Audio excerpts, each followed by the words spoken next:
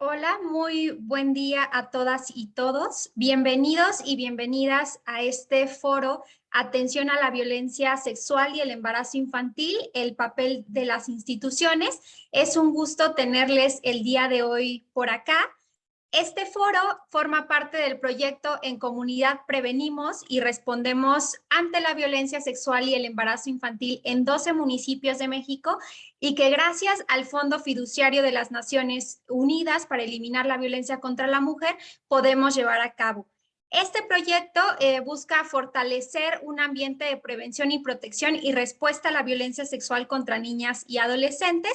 El día de hoy nuestras ponentes ya les podrán compartir mucho más sobre su expertise en estos temas y va a ser muy importante comentarles que este día contamos con la presencia de nuestras ponentes, que es la licenciada Jessica Pérez, la maestra Sechi Velázquez y la licenciada Claudia Vieira. Muchísimas gracias por estar aquí el día de hoy. Y antes de iniciar con este foro del día de hoy, me gustaría compartirles algunas precisiones técnicas. Ustedes bien saben que somos o estamos en una zona bastante con alto movimiento telúrico, por lo tanto, en caso de sismo, les vamos a pedir mantener la calma y seguir el protocolo que tengan en casa o las indicaciones del equipo de protección civil, quienes ya están en las instituciones. Recuerden que esta sesión pues se va a mantener abierta y regresaremos 10 minutos después si el evento sísmico nos lo permite. Ojalá que sí y no suceda nada durante este foro. También recordarles que es muy importante entender que este foro es un espacio libre de violencia.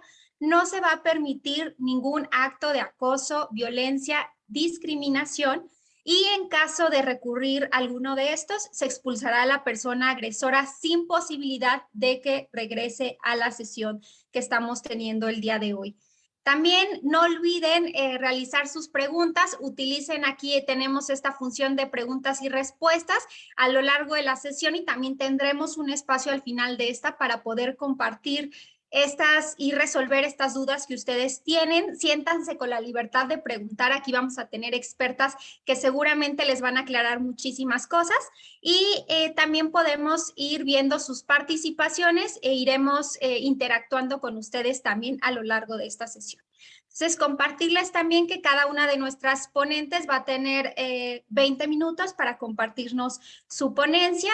Vamos a dar inicio a esta, si me lo permiten, con la licenciada Jessica Pérez, que ahora mismo se las voy a presentar. Ella es psicóloga de formación por la Benemérita Universidad Autónoma de Puebla.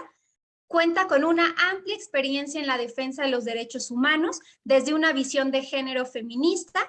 Culminó recientemente un diplomado en educación sexual integral en el Centro Internacional de Posgrados.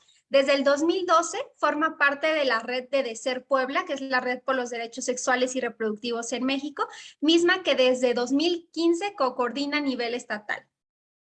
Ella se ha enfocado a la defensa y promoción de los derechos sexuales y reproductivos, ha realizado talleres, conferencias, charlas y capacitaciones en temas relacionados a la sexualidad como género, embarazo adolescente, infecciones de transmisión sexual, métodos anticonceptivos, feminismos, violencia, entre otros. También brinda asistencia técnica a diversas instancias del Estado de Puebla. De igual manera, ha facilitado sesiones de diplomados orientados a la sexualidad humana y ha participado y gestionado diversas actividades socioculturales independientes y también en colaboración con instancias de gobierno. Es un gusto tenerla el día de hoy aquí, licenciada Jessica Pérez, y voy a dar paso a esta ponencia que nos va a compartir sobre violencia sexual y embarazo infantil. Adelante. Muchas gracias, licenciada, y buenos días a todas y a todas.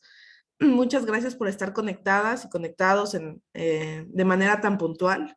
Voy a comenzar a compartir pantalla para poder aprovechar al máximo el tiempo que tenemos.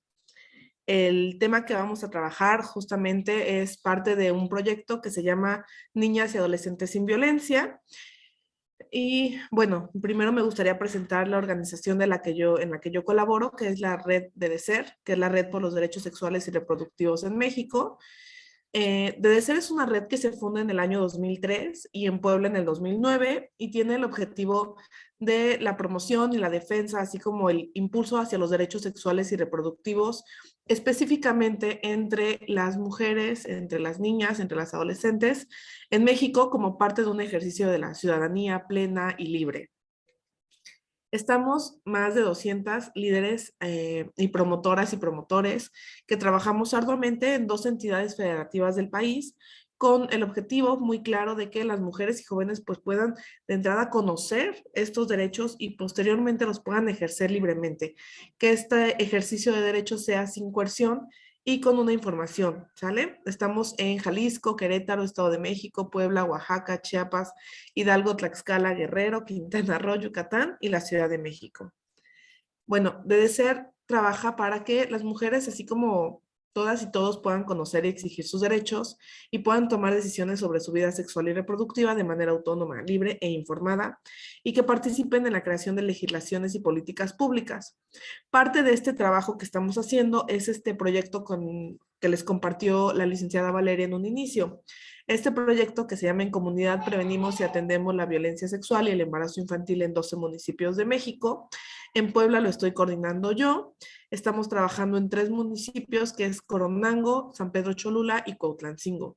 Parte de las actividades de este proyecto tiene que ver con capacitaciones y talleres a niñas, talleres a adolescentes, capacitación a docentes, capacitación a funcionariado, estos foros, vamos a tener webinars, hemos realizado pintas de barda con las niñas en las escuelas, jornadas comunitarias, jornadas lúdicas con niñas, y vamos a hacer la conformación de una red municipal para poder fortalecer la prevención y atención en casos de violencia sexual y embarazo infantil.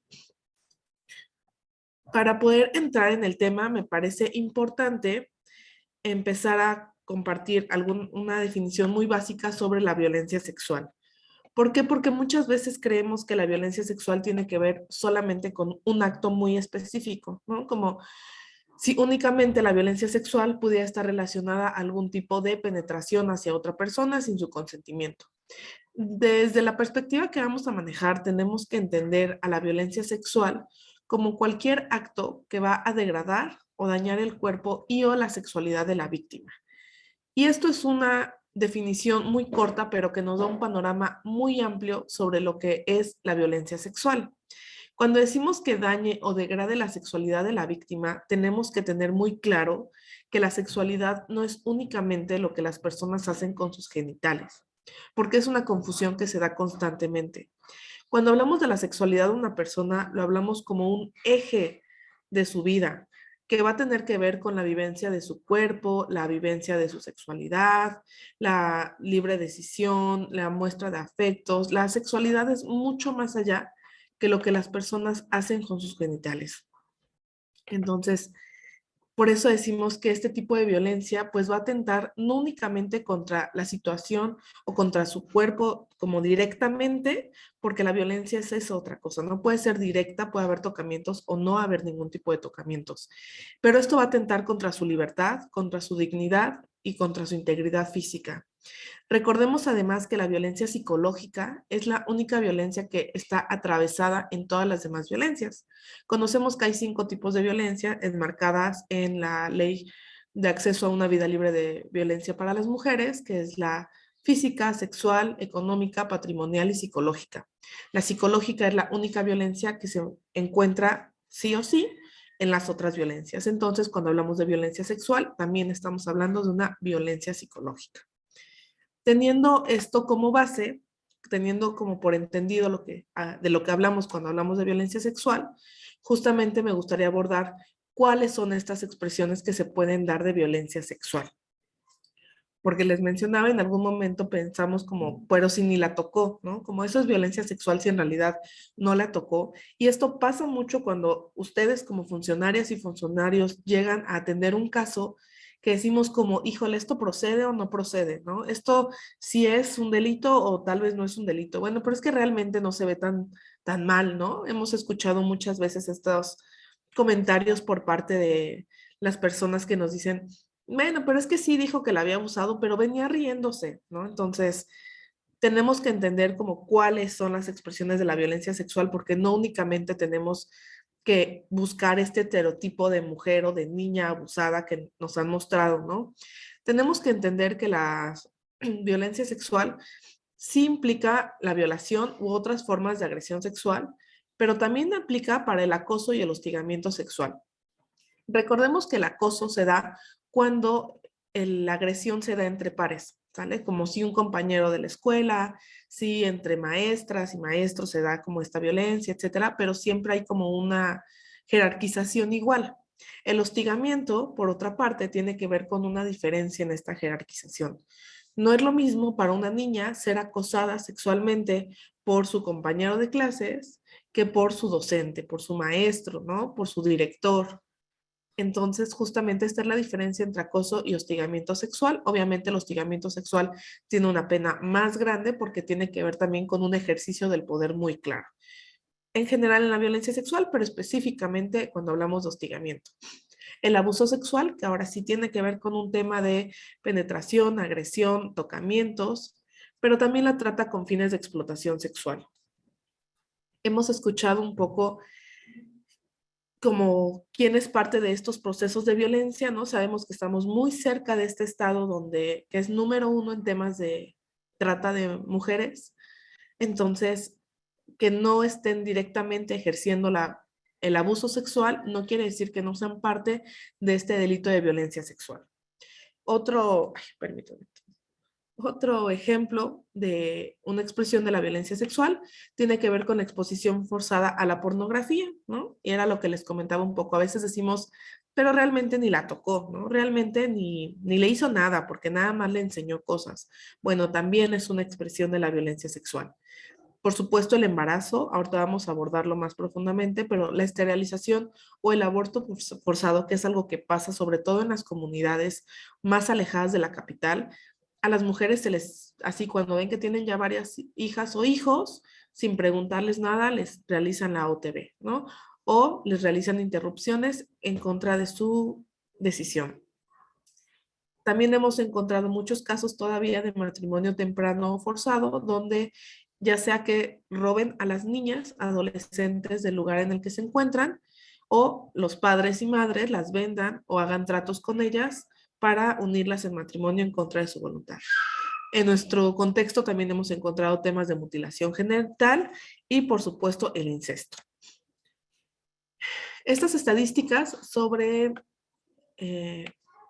violencia sexual son datos que encontramos nacionales del 2019 y que nos van marcando un poco qué tipo de delito tiene más frecuencia.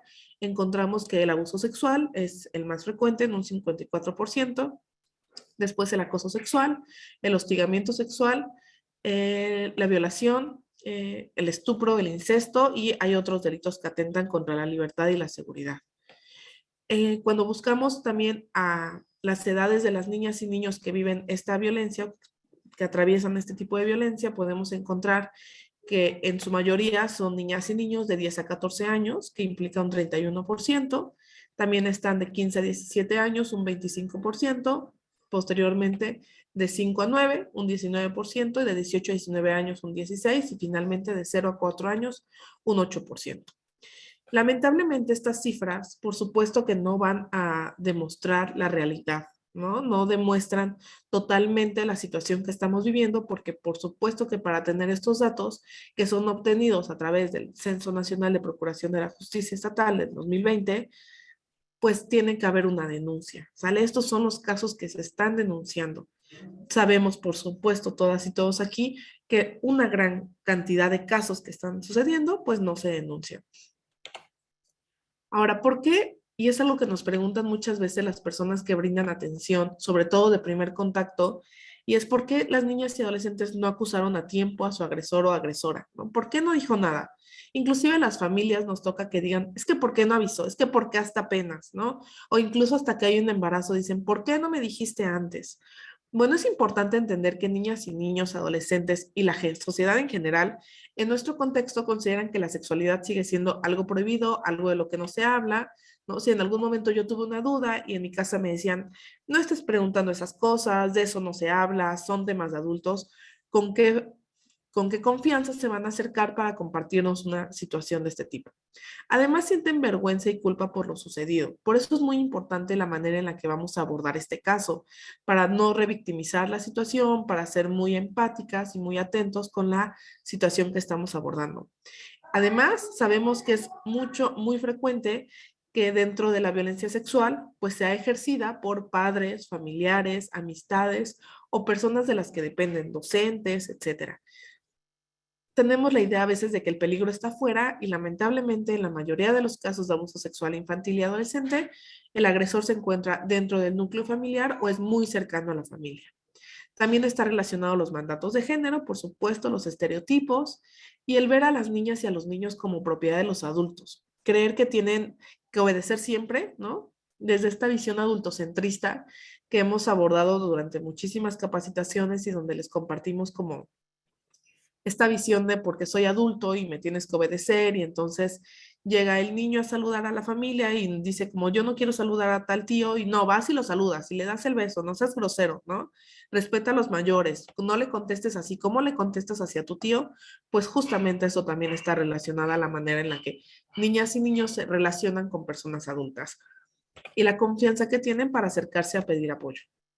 Es muy importante que todas y todos tengamos muy clara la diferencia entre coerción y consentimiento, porque si hay bien un estereotipo y mito respecto incluso a las niñas, es más frecuente en adolescentes embarazadas, pero también con niñas. Seguramente ustedes han escuchado comentarios como es que ya vienen súper despiertas, es que ella también lo estaba provocando, es que también ve cómo anda, qué hacía en su casa, ¿no? Inclusive andaba de novia. Hemos encontrado casos y hemos acompañado casos de niñas de 11, 12, 13 años que tenían como pareja a un adulto de 19, 20, 21 años y dicen como, pues sí, pero casi de novia con él. Para eso es muy importante poder distinguir entre estos dos términos, porque el que una niña o adolescente, niño, diga que sí, no quiere decir que esté dando su consentimiento. Tenemos que aprender a identificar cuando está habiendo coerción. ¿Qué quiere decir coerción? Cuando una persona ejerce presión, manipulación, amenazas, etcétera, para obtener algún beneficio de otra persona contra su voluntad. Entonces, si yo te digo que sí, pero pues porque creo que eres mi novio, pero porque me estás pidiendo una prueba de amor, porque todas mis amigas ya lo hicieron, porque si no me vas a dejar, etcétera, no estoy dando un consentimiento, estoy siendo coercionada. Y es algo que pasa muchas veces en los casos de niñas embarazadas. No creamos que siempre es como con el uso de la fuerza, porque muchas veces no se da así la violencia sexual, no se da desde un callejón oscuro donde la golpean además, sino muchas veces se utiliza esta coerción, el si quieres, si no le voy a decir a tu mamá, no seas una niña mala, ¿no? Por eso veíamos lo de los mandatos de género. Las niñas bonitas hacen caso, no seas grosera, ¿no? Entonces, entender que aunque ella haya dicho que sí en algún momento o que su novio sea mayor de edad, sea un señor, y ella diga que sí, estamos hablando de violencia sexual. ¿Por qué? Porque una niña menor de 15 años no tiene la capacidad para dar su consentimiento para un acto sexual del cual no comprende totalmente sus implicaciones. Yo no puedo consentir algo que no comprendo totalmente. Por eso decimos, si está intoxicada, es no. Si está dormida, es no. Un consentimiento tiene ciertas características y es que es afirmativo, es consciente, entiende lo que está pasando y también se puede retirar en cualquier momento. Entonces, es importante tener esta distinción porque justamente a veces decimos como, pero ella quería, ¿no? Entonces, para que entendamos que no es así. Es importante ahora sí, cuando hablamos de embarazo, hacer esta distinción entre el embarazo infantil y el embarazo adolescente. ¿Por qué es importante diferenciarlo? Porque muchas veces se pierden las cifras. Decimos, tantos embarazos en mujeres menores de 19 años. Sí, pero no es lo mismo un embarazo a los 19 años que un embarazo a los 11 años. El embarazo infantil lo vamos a entender entre niñas menores de 15 años. Si tiene menos de 15 años esta niña, es un embarazo infantil. Si tiene entre 16 y 19 años, es un embarazo adolescente. Y aunque pudiera parecer como hay entre un año y otro no hay mucha diferencia, el trasfondo de estos embarazos sí tiene mucha diferencia y vamos a ir viendo por qué. Porque el embarazo infantil de entrada está ligado a la violencia sexual. ¿Sale? Les decía yo, una niña menor de 15 años no es capaz de dar su consentimiento, aunque diga explícitamente que sí, no, porque no comprende las implicaciones de iniciar una vida sexual. Además, hay un diferencial muchas veces entre la edad de la madre y la edad del progenitor, por lo que presuponemos coerción sexual, ¿no? Que es un poco lo que estábamos viendo hace un momento. Ahora, ¿qué pasa cuando hay embarazos entre niñas y niños menores de 15 años? Porque también se da. También podemos hablar de un tipo de violencia, en este caso sería violencia comunitaria, violencia institucional, al no haber recibido la educación sexual integral necesaria, al no haber tenido acceso a una salud sexual, a una salud reproductiva. Un embarazo en esta edad posiblemente, y lo más seguro, tomando en cuenta los contextos, no es dentro de un proyecto de vida que tenga otras opciones. Entonces, en la mayoría de casos, en un 99%, cuando hablamos de embarazos en niñas menores de 15 años, tenemos que aprender a verlo como violencia sexual. Porque además los agresores pueden ser familiares y esto encubre un poco la violencia.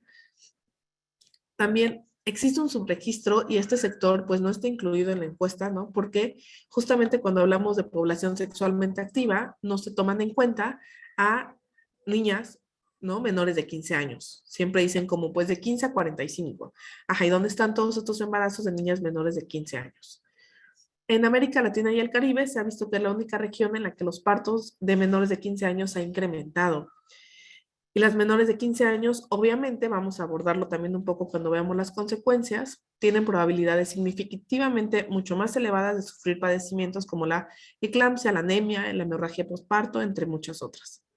En la Convención de la Tortura en 1984 y en el Pacto Internacional de Derechos Civiles y Políticos, cuando se analiza el tema de embarazo infantil y embarazo forzado, además, se compara y se lleva a la conclusión de que obligar a una niña a terminar su embarazo debe ser considerado tortura o trato cruel, inhumano o degradante, para poder entender un poco el nivel de violencia que se ejerce contra una niña ante un embarazo forzado.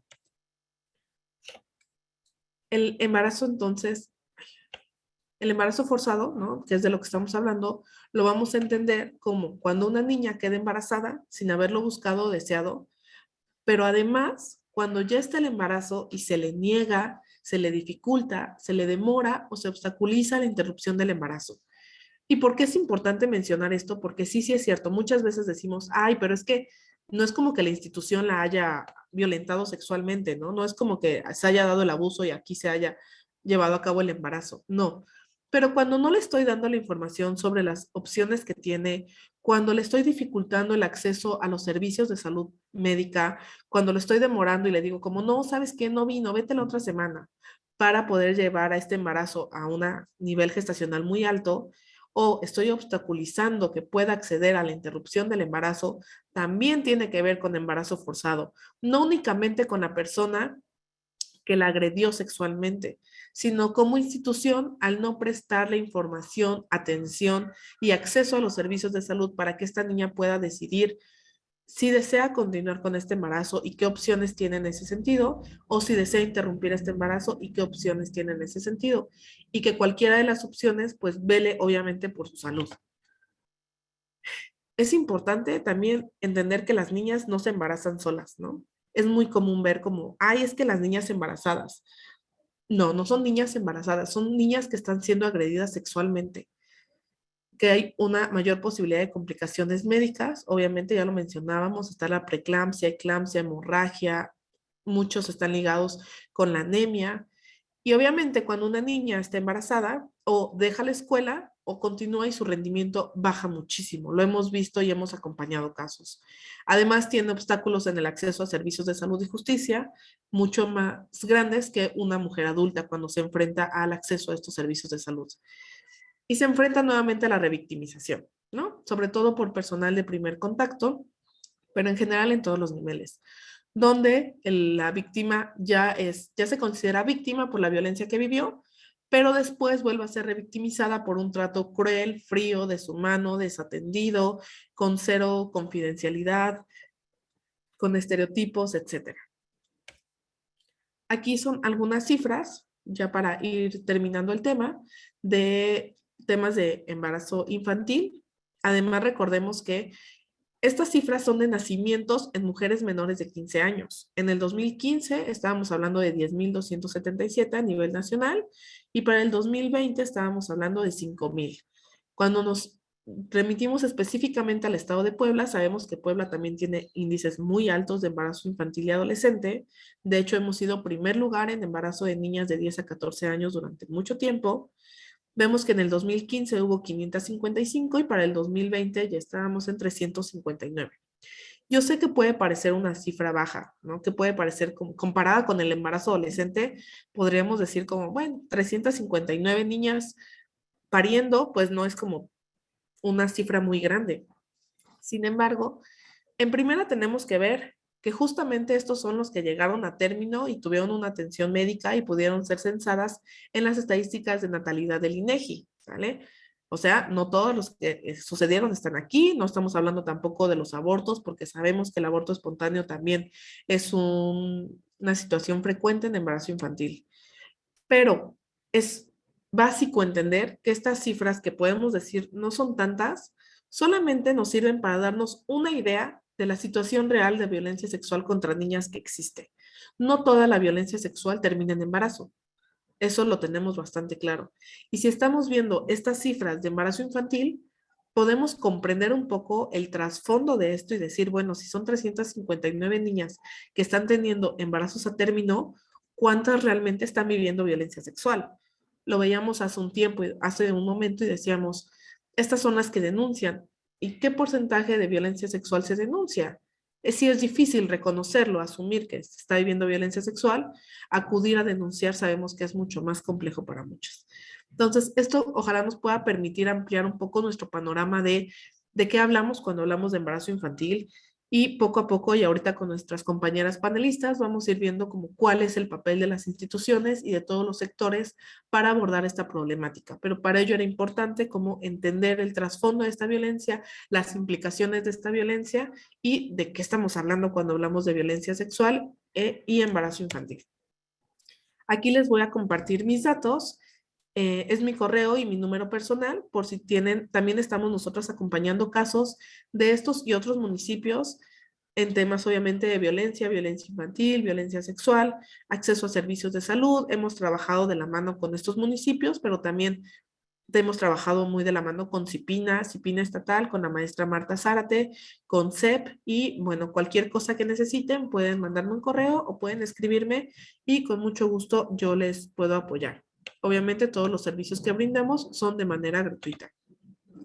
Me parece que justamente nos estaban preguntando algún contacto para colaboración y aquí está, aquí lo pueden tomar. Y por mi parte sería todo. Muchísimas gracias por su atención. Muchísimas gracias, licenciada Jessica. Creo que justamente es un tema central que para atender la violencia es necesario primero entenderla. Es muy importante también analizar y reflexionar las múltiples implicaciones y representaciones de esta violencia sexual y las consecuencias del embarazo infantil que de pronto también sabemos o conocemos a grandes rasgos, pero no hacemos un análisis profundo de estos. Entonces, muchísimas gracias justamente por compartir ahí los datos de contacto para quien nos preguntaba cuál era el medio de contacto para las acciones de prevención y también comentarles que vimos por ahí que alguien alzó la manita. Va a ser mucho más sencillo y fluido si nos escriben sus preguntas aquí en el chat que tenemos de preguntas y respuestas y vamos a irlas respondiendo a medida de que va avanzando la sesión.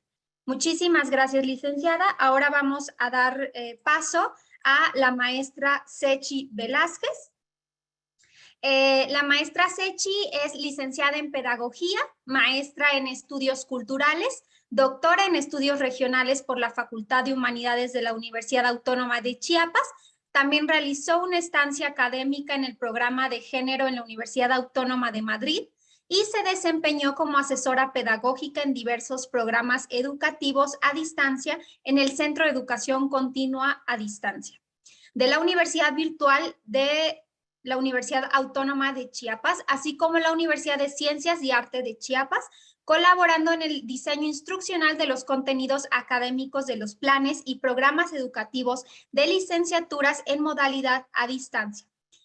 De 2008 a 2020 se desempeñó como coordinadora de la Red por los Derechos Sexuales y Reproductivos en México, con sede en Chiapas, de DESER Chiapas, implementando proyectos de derechos sexuales y reproductivos, género, adolescencia, prevención del embarazo, proyecto de vida, salud materna y derecho a decidir.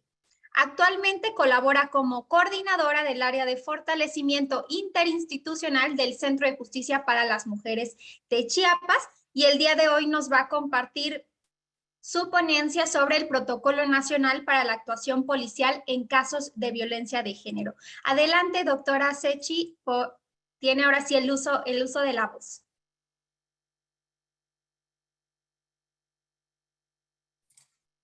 Muchas gracias, licenciada Valeria. Muchas gracias también a Equidad, que a través de este proyecto pues, nos permite seguir compartiendo con las personas que de alguna manera estamos involucradas en la atención a niñas y mujeres víctimas de violencia en todas sus manifestaciones, particularmente la violencia sexual de la que ya hablaba la compañera Jessica.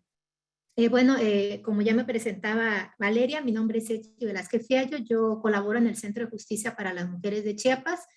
Seguramente muchos de ustedes han escuchado hablar de esta política pública de prioridad nacional que es ejecutada por el Secretariado Ejecutivo Nacional de Seguridad Pública y coordinada por la Comisión Nacional para Prevenir y Erradicar la Violencia contra las Mujeres.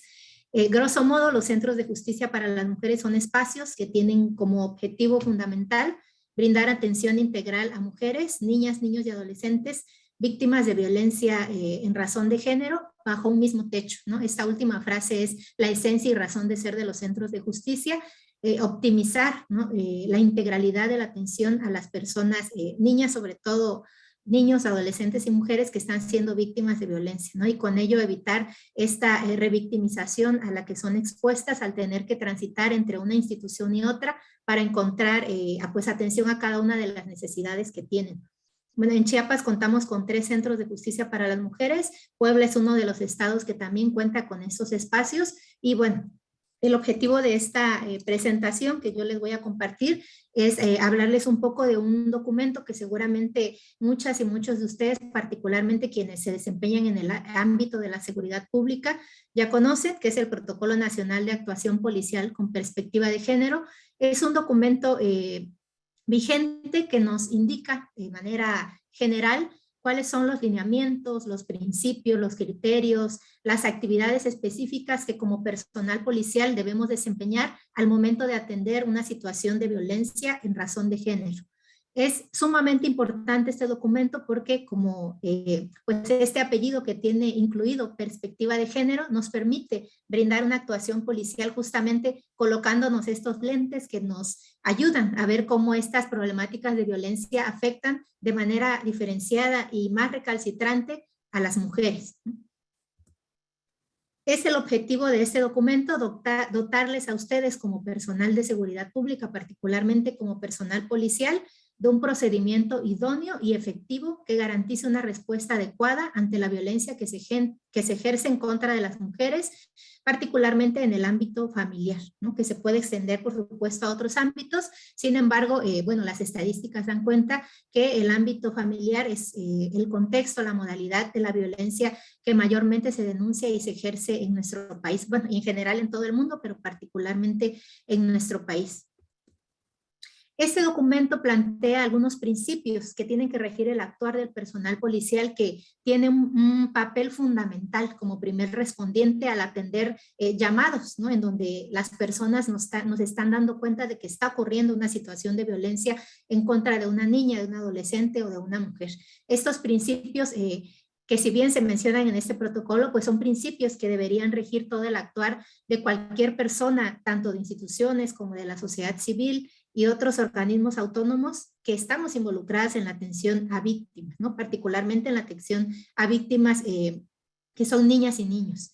La igualdad jurídica entre el hombre y la mujer, respeto a la dignidad humana, partir del principio de no discriminación, la debida diligencia, ¿no? Que implica considerar todos estos las posibilidades que existen para atender e intervenir en el caso, primando la que sea de mayor beneficio para las víctimas, ¿no? Incorporar este enfoque diferencial e interseccional, ¿no? Que grosso modo nos permite o nos ayuda, ¿no? A identificar que todas las personas estamos atravesadas por diversas categorías de opresión que nos colocan en mayor o en menor situación de desigualdad, ¿no? Seguramente ustedes han tenido contacto con otros procesos formativos en donde hablamos del género, ¿no? Como una categoría de opresión, es decir, el nacer mujeres, el solo hecho de nacer mujeres nos coloca en una situación de desigualdad debido a este sistema sexo-género que se crea, ¿no? A partir de una visión androcentrista, una visión masculina, etcétera. Sin embargo, hay otras categorías de opresión que a las personas nos atraviesan y que nos pueden colocar en mayor condición de desigualdad. Por ejemplo, ¿no? Si como policía tengo que atender una situación de violencia, ¿no? Urgente ante un llamado a una mujer, eso ya sé que tiene que ser atendida de forma específica al ser una violencia dirigida hacia una mujer. Sin embargo, si esa mujer, además de su condición de género, presenta, por ejemplo, una situación de discapacidad, es una niña, ¿no? Su condición etaria también la coloca en otra condición de desigualdad, o si es una mujer indígena, o si es una mujer lesbiana o transexual, etcétera, ¿no? Hay ciertas características, hay infinidad de documentos también que nos indican, ¿no? Que según las características de las personas tenemos que incorporar otras formas de actuar que permitan satisfacer cada una de sus necesidades. El principio de protección de la vida e integridad física de la víctima, que ustedes, por supuesto, como personal policial saben, ¿no? Que una de las primeras, de las máximas, ¿no? En la actuación del personal de seguridad pública es garantizar la integridad física de las personas.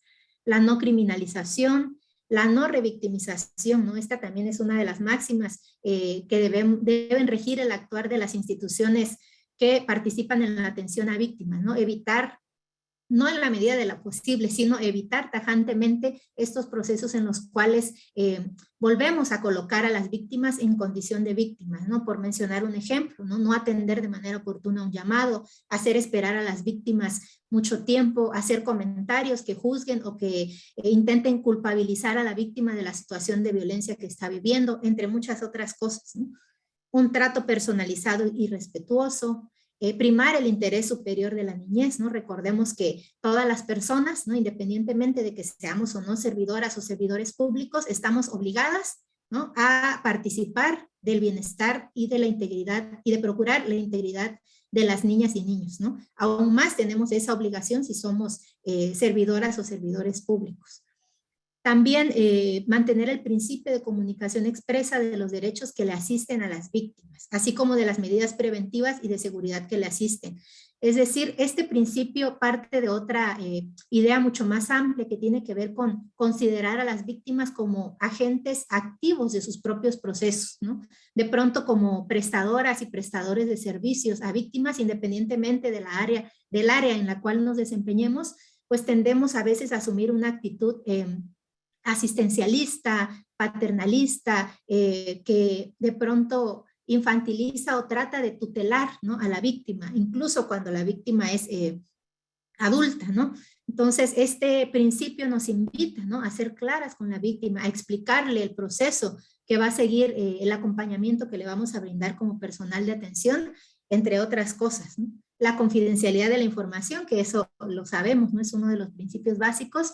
Y bueno, la perspectiva de género que busca pues atravesar todas las propuestas que se presentan en este protocolo de actuación, que la perspectiva de género pues no es más que, como decíamos al principio, colocarnos estos lentes que nos permiten observar cómo todas las situaciones sociales, incluso naturales, afectan de manera diferenciada a las mujeres y a los hombres. Y generalmente quienes se ven más desfavorecidas por también esto que decíamos, este sistema desigual, patriarcal, que coloca a las mujeres en condición de desigualdad, pues son las mujeres, ¿no?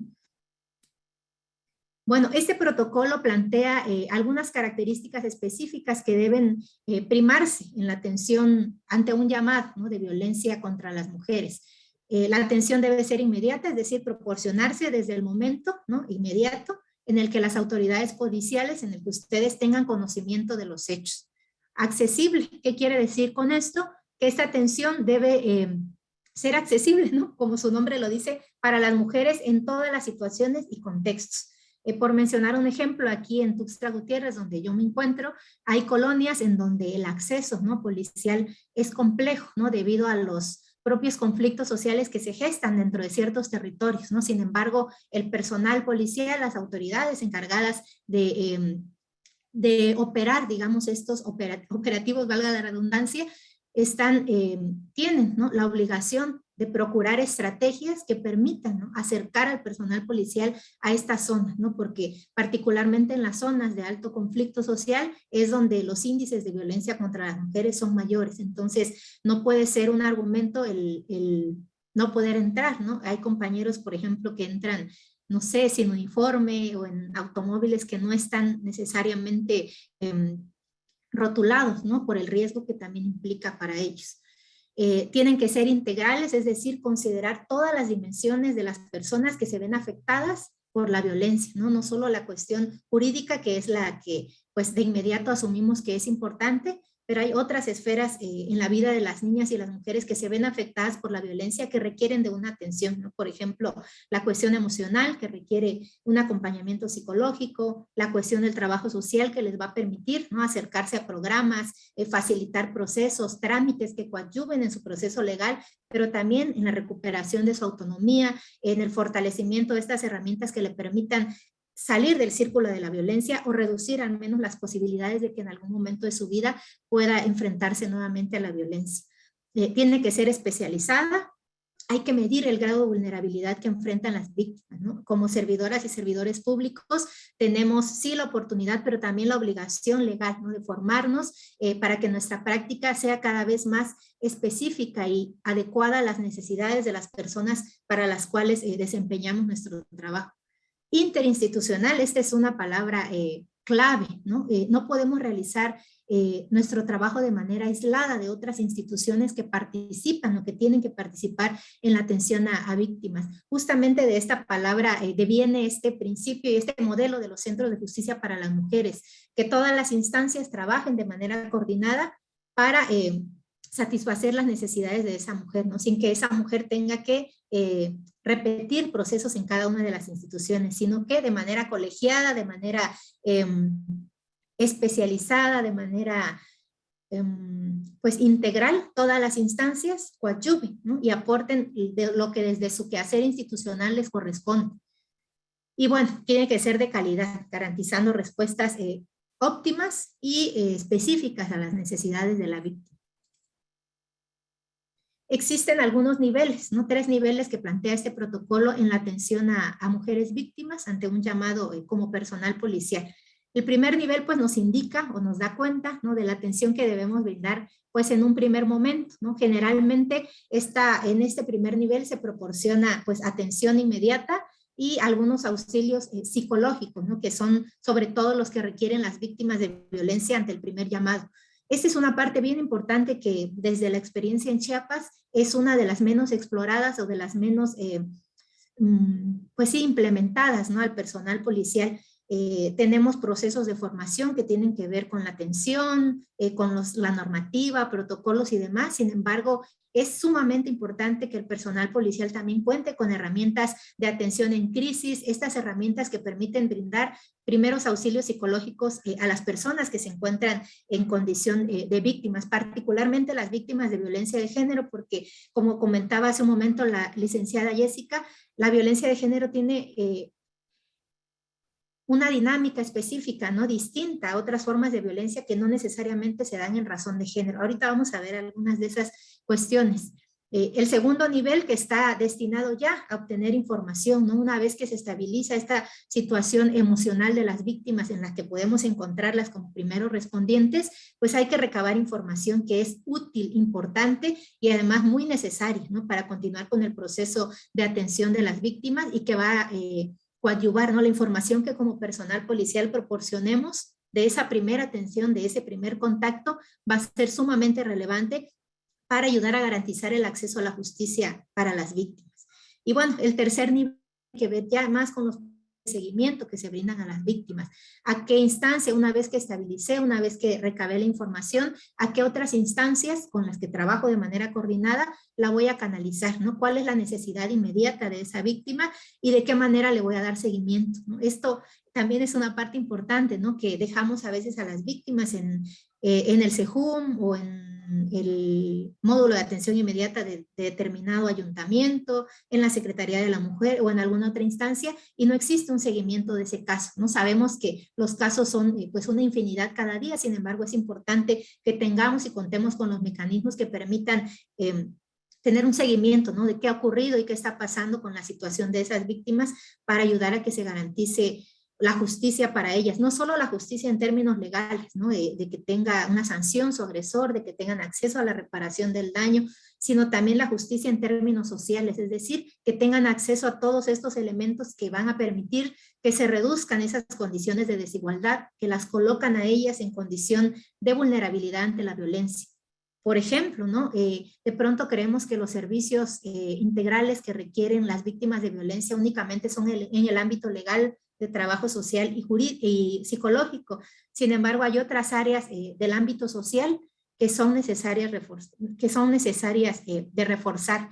Por ejemplo, el acceso a programas de formación, de capacitación que le permitan estudiar, concluir la primaria, alfabetizarse, a créditos para el trabajo, a formación para el trabajo, entre muchas otras cosas, ¿no? Bueno, esos son los 3 niveles que plantea este protocolo y que nos implican, ¿no? Como personal policial. Este protocolo plantea 5 etapas, ¿no? En las cuales nuestra participación es fundamental, ¿no? La primera de ellas es la detección, que tiene que ver, pues como su nombre lo dice, ¿no? Con detectar la situación de violencia para la cual fuimos requeridos, ¿no? Requeridas. Este proceso de detección se conforma de 6 pasos, ¿no? Y en cada uno de los pasos es importante irnos haciendo algunas preguntas que nos permitan pues responder, ¿no? a este paso para poder brindar, ¿no? Una atención más efectiva. El proceso de individualización de víctimas y agresor. ¿Cómo respondemos esto? Preguntándonos quiénes son los sujetos activos y quiénes los pasivos de la situación. Para eso es importante que contemos con estas herramientas que nos permitan entender cómo opera la violencia de género. Al llegar a un lugar, ¿no? A una situación, atender a un llamado en el cual se está ocurriendo una situación de violencia de género, lo importante primero es identificar, ¿no? Y tener entrenados estos ojos que nos permitan saber quién es el agresor, ¿no? Quiénes son las víctimas, quién es la víctima principal, quiénes son las víctimas secundarias. Bueno, en lo personal no me gusta utilizar este término de víctimas secundarias porque el impacto que tiene en las niñas y niños que son partícipes o que presencian la violencia en contra, por ejemplo, de sus madres, pues es equiparable, ¿no? Al que ellas viven. Siguiente proceso, el de observación. Aquí vale preguntarnos cuáles son las conductas que dan cuenta de la situación de violencia. Particularmente las conductas de una mujer que está viviendo violencia son específicas y muchas veces muy distintas a las de una situación de violencia distinta. Por ejemplo, cuando acudimos al llamado de una situación de violencia por una riña, ¿no? En un bar, en una calle, en un concierto o en algún otro lugar, y cuando acudimos a un llamado de una situación de violencia en el ámbito familiar contra una mujer, las conductas que vamos a observar de parte de quien está viviendo la violencia es distinta, ¿no? Una mujer que ha llamado por una situación de violencia no nos ha llamado porque es la única situación de violencia que ha vivido, ¿no? A diferencia de otras situaciones.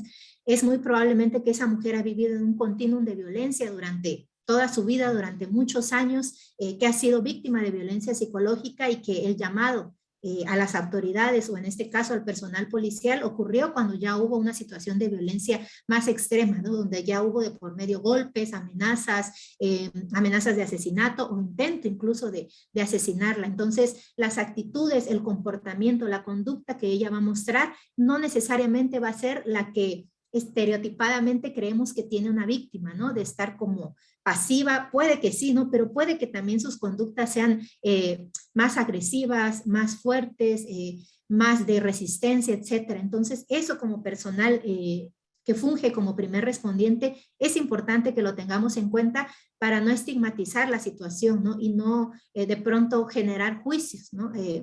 Hacia las mujeres que están viviendo violencia.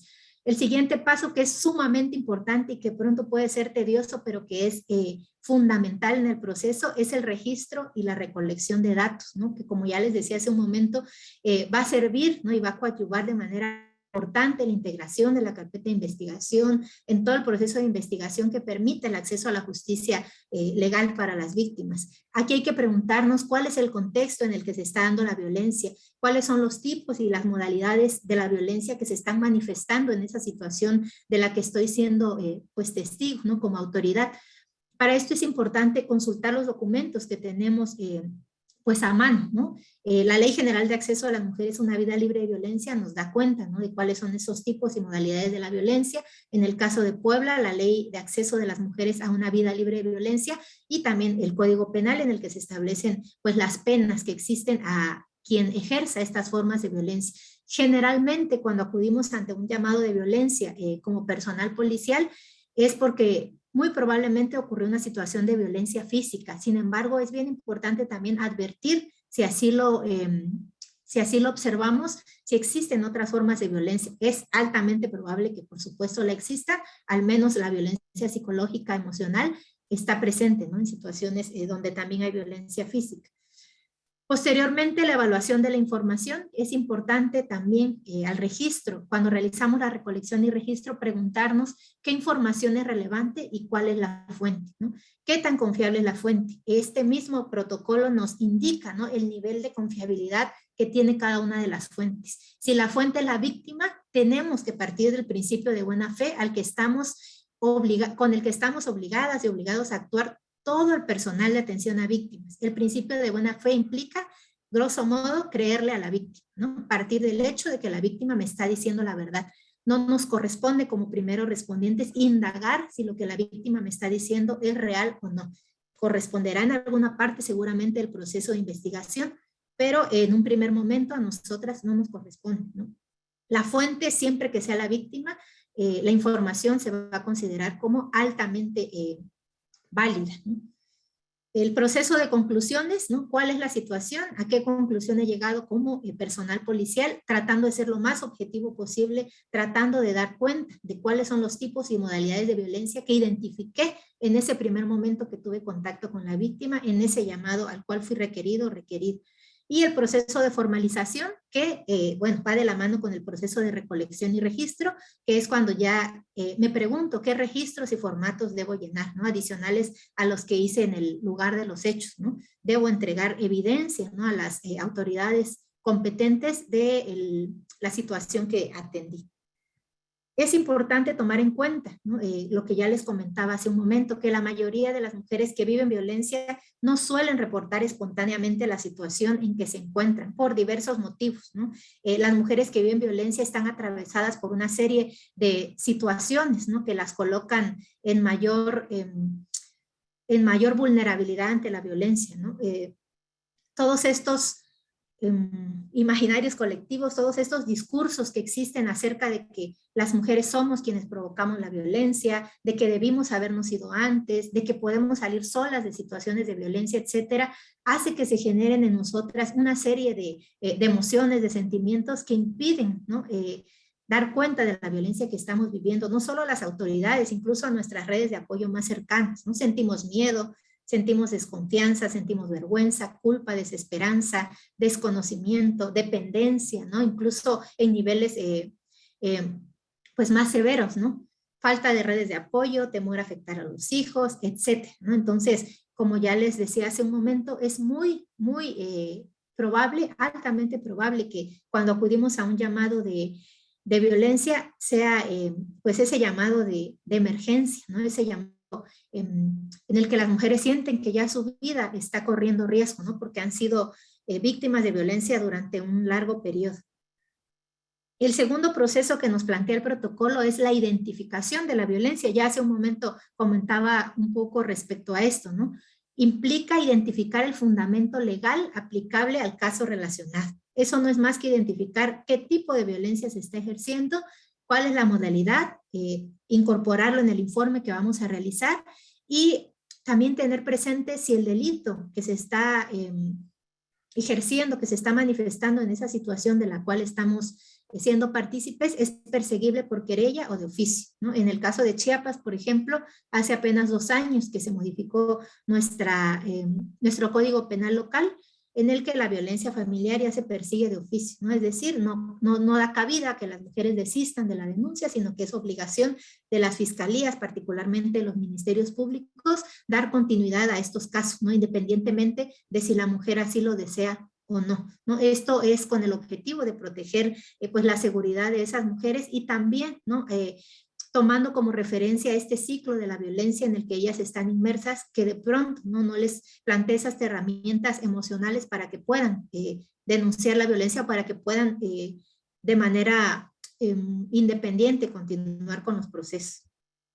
Bueno, estos son los tipos de violencia que se plantean en el código, en la Ley General de Acceso a las Mujeres a una Vida Libre de Violencia. Hay otros que incorporé que plantean otros códigos penales. En el caso de otras leyes estatales, en el caso de Chiapas, por ejemplo, se incorpora la de los derechos reproductivos, la obstétrica, la moral, y van variando, ¿no?, las legislaciones en cada uno de los estados. Esta es una particularidad, por ejemplo, en el estado de Chiapas, es que los mismos tipos de violencia que se presentan en nuestra ley, que aquí no se llama de acceso, sino desarrollo constitucional para la igualdad y acceso a las mujeres a una vida libre de violencia, también se plantean en el Código Penal, ¿no?, que quiere decir que son sancionables. Y bueno, las modalidades de la violencia que no son más que los contextos en los cuales se presenta esta violencia, particularmente ante un llamado policial. Generalmente este contexto es el familiar, ¿no?, en el núcleo en el que las mujeres, en el núcleo de convivencia inmediato en el que viven las mujeres. El tercer nivel, ¿no?, que nos plantea este Protocolo Nacional de Actuación Policial es el de intervención, ¿no?, que implica estos 6 elementos, ¿no? En un primer momento, el acercamiento, ¿no? De qué manera nosotros como policías tenemos ese primer contacto con la víctima.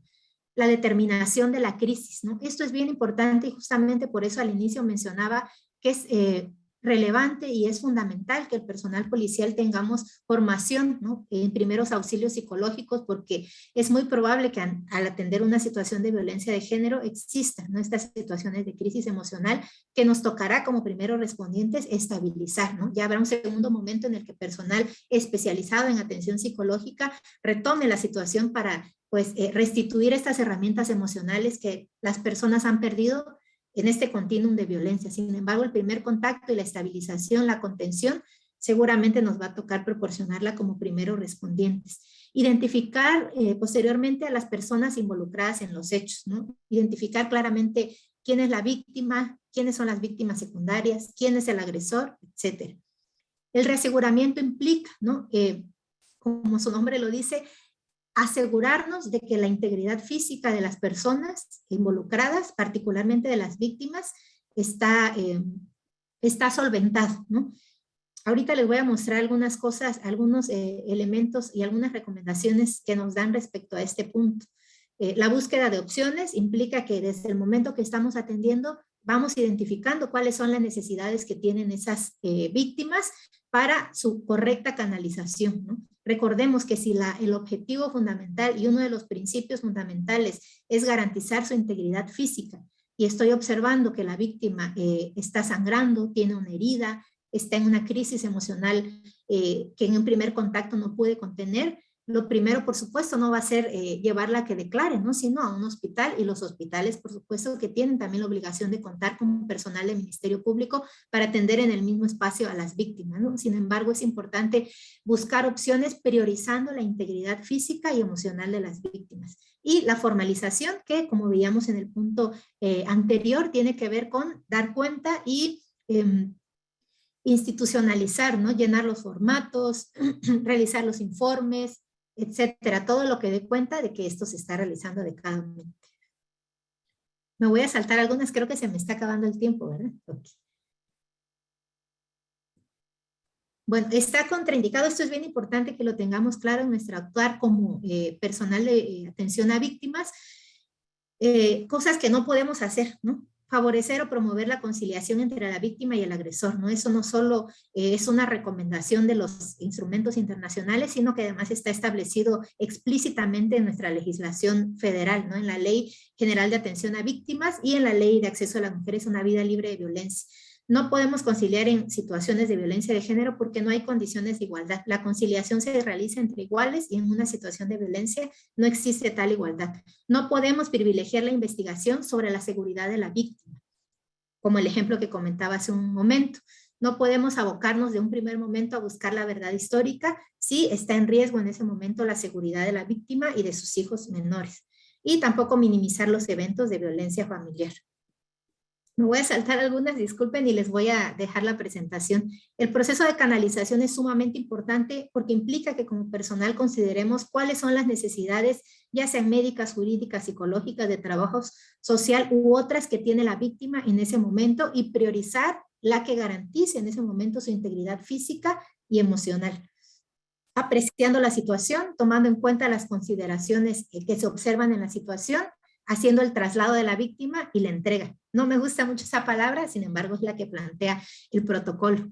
Y finalmente, garantizar estas medidas de protección, detectando el nivel de riesgo en el que se encuentra la víctima e identificando cuáles son los criterios que me van a permitir valorar el riesgo. El modelo de los centros, el Protocolo Nacional de Centros de Justicia para las Mujeres, la norma oficial 046 al final, y el protocolo tienen instrumentos de medición de riesgo que podemos retomar como ejemplos, ¿no?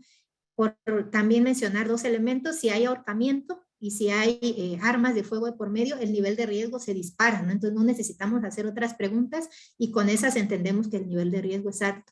Elaborar un plan de seguridad con las víctimas, proporcionar el acompañamiento que requiere para la interposición de su denuncia si ella así lo desea, la formalización del proceso y el seguimiento, que es fundamental. Bueno, estos son los 5 elementos que nos plantea este protocolo. Traté de hacer lo más resumido posible. Yo les invito a revisarlo. Es un documento bastante amigable que nos da recomendaciones específicas, ¿no? Incluso de cómo hablar, cómo debe ser nuestra expresión corporal, etcétera, para garantizar y brindar confianza a las víctimas ante un llamado. Muchas gracias. Muchas gracias, doctora Sechi. Es muy interesante conocer estos protocolos, qué importante es tenerlos a la mano, pero sobre todo el poder reflexionar y analizarlos y también desde la experiencia con la que cuenta, el poder hacer una reflexión mucho más profunda. De pronto nos quedamos en una lectura muy, muy básica sobre eso y es muy interesante saber cómo a través de la experiencia se han aplicado incluso las recomendaciones, precisiones y todo lo que ya nos ha podido compartir en su ponencia. Muchísimas gracias. También decirles que estamos leyendo todas las preguntas que nos están mandando. Después de nuestra última ponencia vamos a tener un espacio para responder de forma minuciosa todas sus preguntas. No se preocupen, ninguna pregunta va a quedar sin ser respondida, entonces no se preocupen por eso. Entonces, muchísimas gracias, doctora Sechi. Ahora vamos a dar paso a la licenciada Claudia y me voy a permitir presentarla. Muchísimas gracias por estar aquí el día de hoy.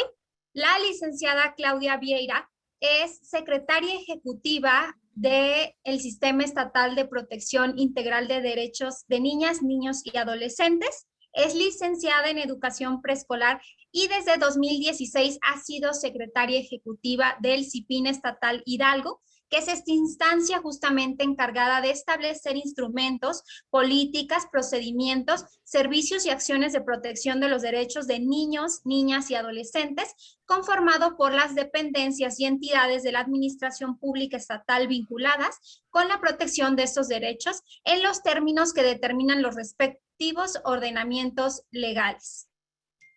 También ha sido directora de Educación Inicial, donde gestionó la impartición de cursos, talleres, conferencias, congresos y actividades de extensión educativa dirigidas a padres de familia y personal adscrito, coadyuvando en el mejoramiento de la práctica educativa. Muchísimas gracias por estar aquí el día de hoy, licenciada Claudia. Tiene el uso de la voz hasta por 20 minutos. Muchísimas gracias. Muchas gracias, muy buenos días. Vamos a compartir la pantalla, si me permiten.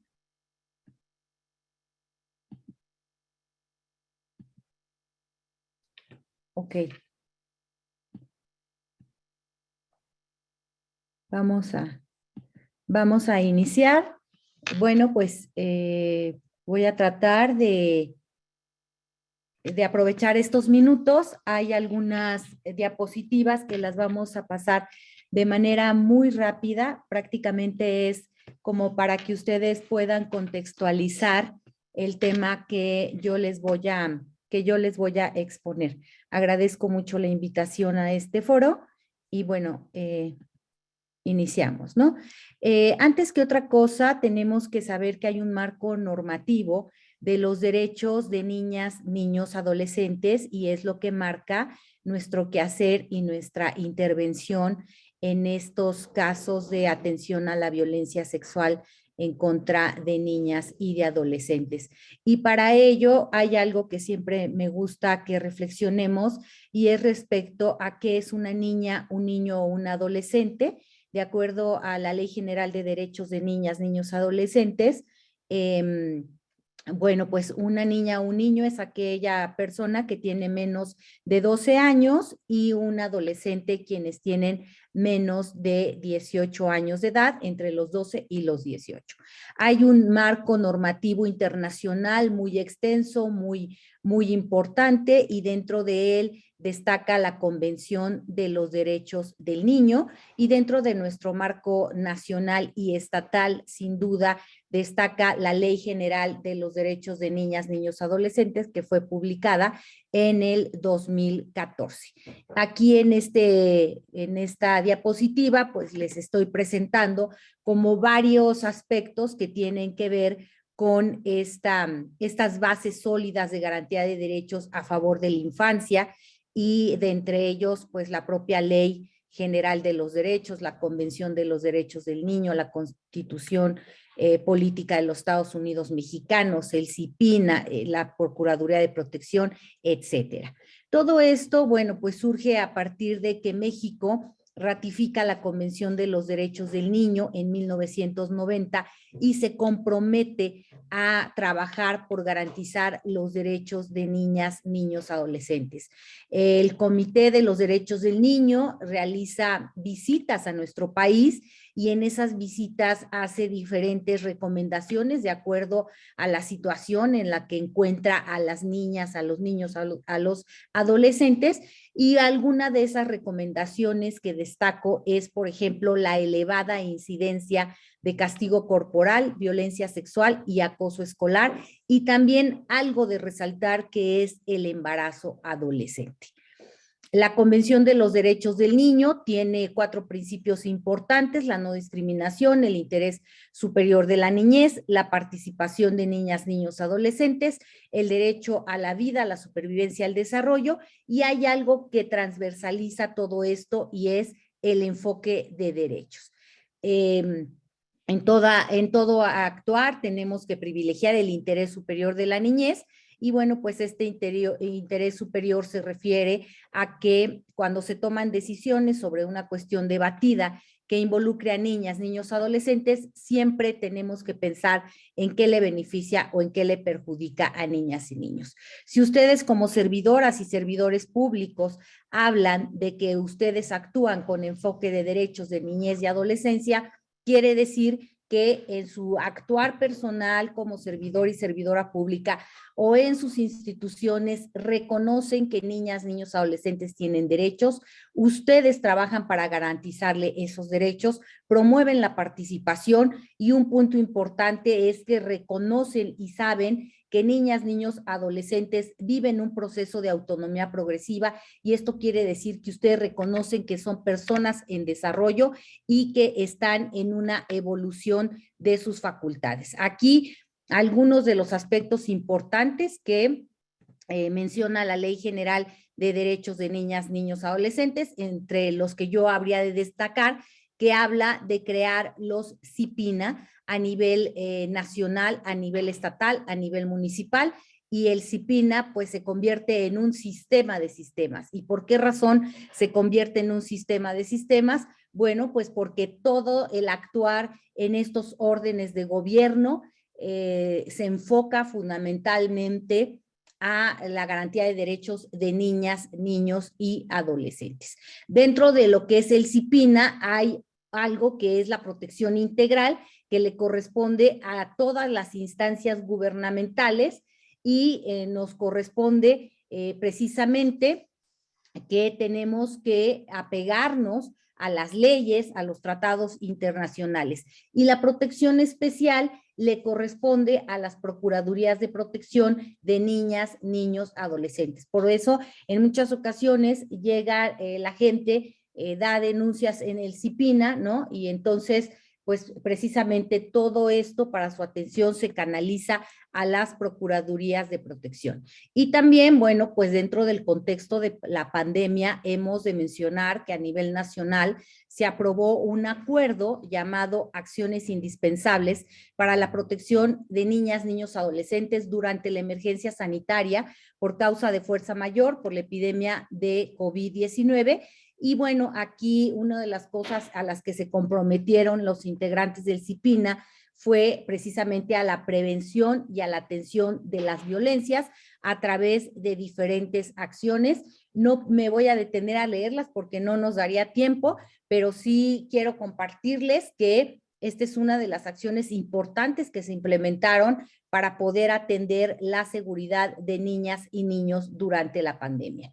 La Ley de Derechos de Niñas, Niños, Adolescentes contempla 20 derechos enunciativos más no limitativos y están clasificados en vida, supervivencia y existencia, desarrollo integral y vida digna, participación y ejercicio de la ciudadanía, la protección especial y la restitución de derechos y siempre al centro el interés superior de la niñez. Decirles que los derechos de niñas, niños, adolescentes tienen las mismas características que los derechos humanos que ejercen las personas adultas. Son universales, son interdependientes, son indivisibles y son progresivos. Y aquí, bueno, pues les menciono listo los derechos de niñas, niños, adolescentes, dentro de los cuales está el derecho a una vida libre de violencia.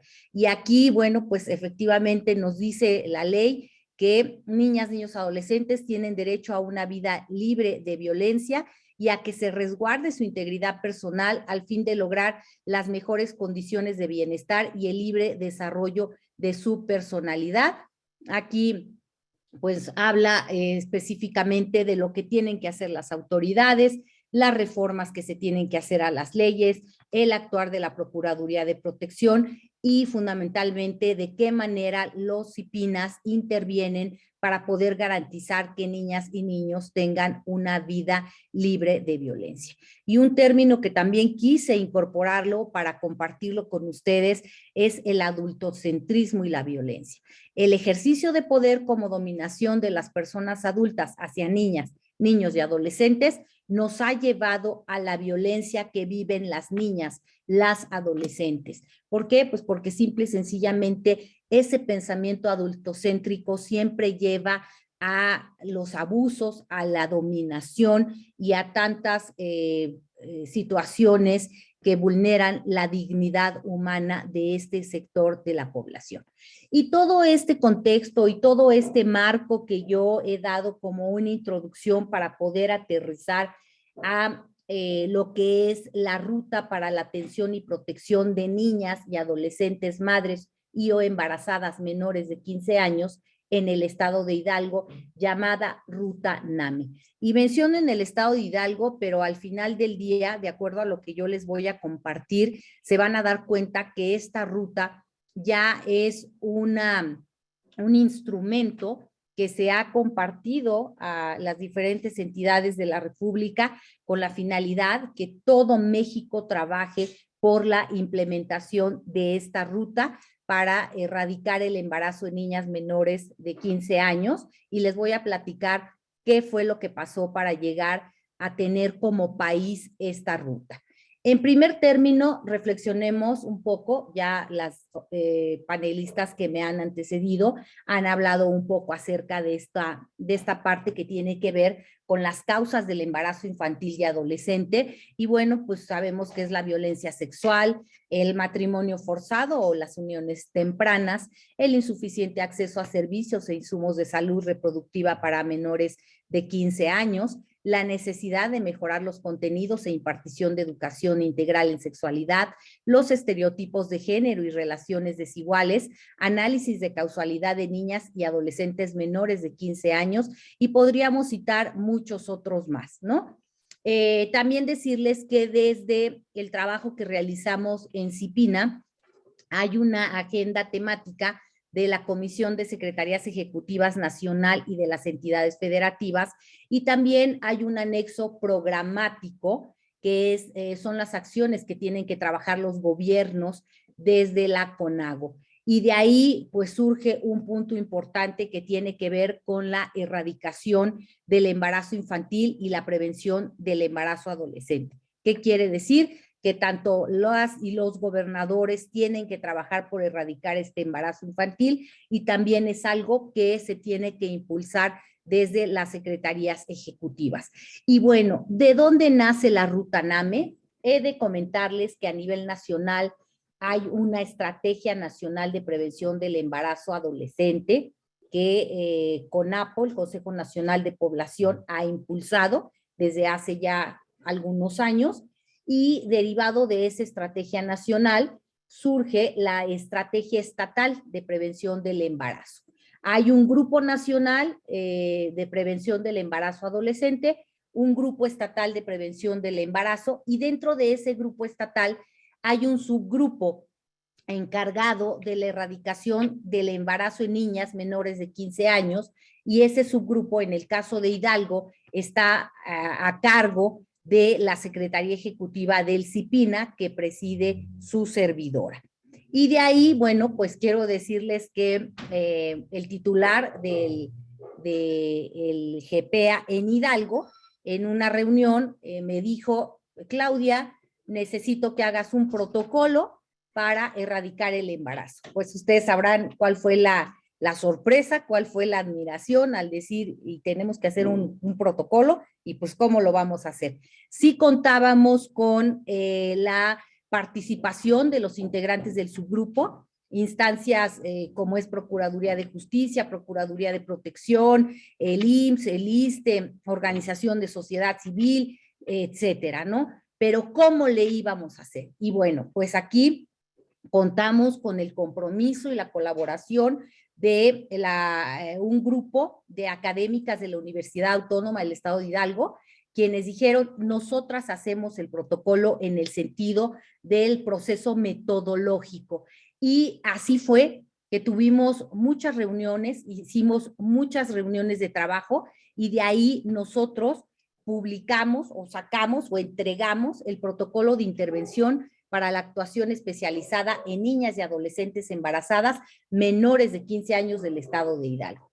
A nivel nacional, tanto el CIPINA nacional como el GIPEA nacional, como las propias instancias, se dieron cuenta del trabajo que habíamos hecho en Hidalgo y nos pidieron que lo pudiéramos fusionar, y de esa fusión surge esta ruta para la atención y protección de niñas y adolescentes madres y o embarazadas. Y aquí, bueno, pues yo les estoy incorporando algunos de los antecedentes, y de esta manera fue que se fusionó. ¿Cuál es el objetivo de esta ruta NAME? Es establecer una ruta para la atención y protección integral de niñas y adolescentes madres embarazadas menores de 15 años hasta la restitución de sus derechos a través de un sistema de información operacional que da soporte al proceso de gestión de datos e información de la ruta. Con esto quiero decir que puede haber diferentes tipos de protocolos, pero este protocolo nacional,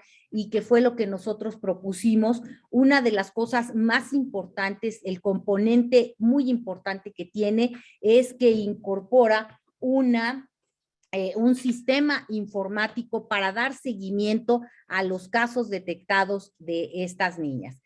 El alcance de esta ruta está dirigida a atender y proteger a niñas y adolescentes menores de 15 años, madres y o embarazadas que sean identificadas en los ámbitos escolar, de salud, de procuración de justicia y comunitarios. La meta es disminuir a 0 los nacimientos de niñas y adolescentes de 10 a 14 años y proteger integralmente a las niñas y adolescentes madres ya que existen, y esto de conformidad a la meta al 2030 establecidas en la Estrategia Nacional para Prevenir el Embarazo en Adolescentes.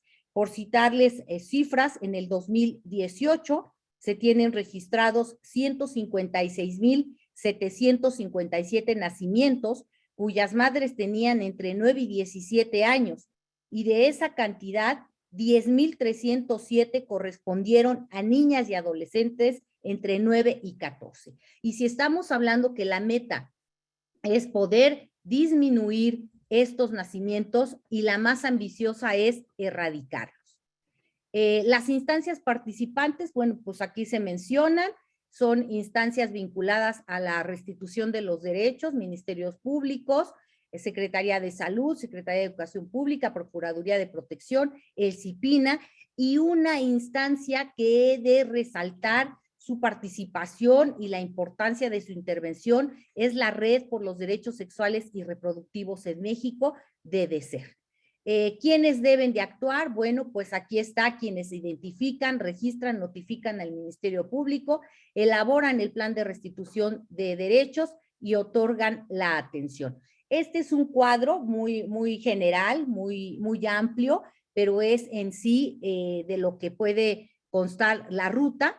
Y dentro de la ruta hay dos figuras que son figuras muy importantes, que es la consejera y la monitora. ¿Y quién es la consejera? La consejera es esa mujer servidora pública que va a acompañar a la adolescente madre o embarazada desde el momento en que se identifica el caso y que la va a acompañar en todo este proceso hasta la restitución de los derechos. Y la monitora, quiero decirles que es algo valiosísimo y que la monitora, en el caso de la propuesta de la ruta NAME, es una organización de sociedad civil, que en este caso es DDCER. ¿Y qué es lo que hace la monitora? Pues la monitora, su nombre lo dice, va monitoreando que la atención y las intervenciones de las instituciones para la atención de esta niña, adolescente, madre embarazada, sean las adecuadas, sean las oportunas, sean en tiempo. ¿Por qué es necesaria la consejera? Bueno, pues porque es la persona que va a acompañar a esta niña,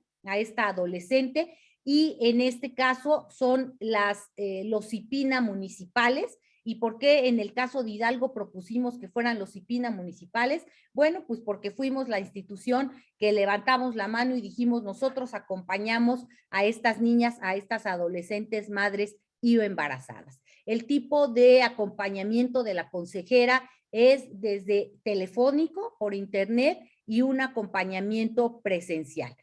También algo que hay que destacar es que el formato único de registro de casos está fundamentado en la norma 46, y también el sistema informático es precisamente un sistema que he de decirles que el coordinador del GPA en Hidalgo gestionó ante el Fondo de Población de las Naciones Unidas